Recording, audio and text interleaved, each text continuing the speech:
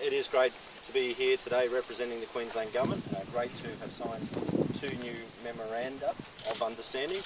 one around our Queensland Indigenous land and sea ranges and the other around conservation of wildlife. We're proud to have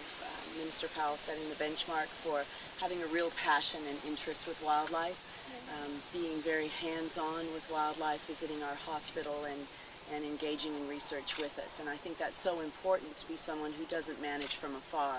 but is actually interested in ensuring that these Memorandum of Understanding are being followed through with, and that the research that's so important is continuing to protect our wildlife and wild places with a wonderful balance of industry and proactive management as well. The two agreements focus on two different elements. As I said, the one about the Queensland Indigenous land and sea ranges is very much a generous offer on the part of Australia Zoo to assist us in educating, training, giving opportunities to those ranges in terms of understanding flora and fauna, but also management up there on Cape York in particular. And when it comes to the wildlife, it is very much about a partnership to ensure, as I said, we get the best details around the management,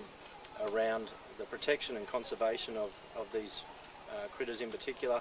and the research and also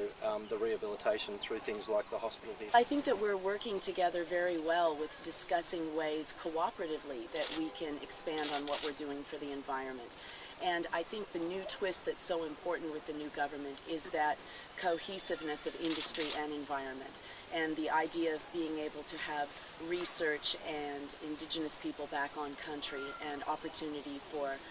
groups and photographers, artists, different modes of income streams without damaging the land. And this is something that the Minister and I have talked about extensively, and something that we can affect change with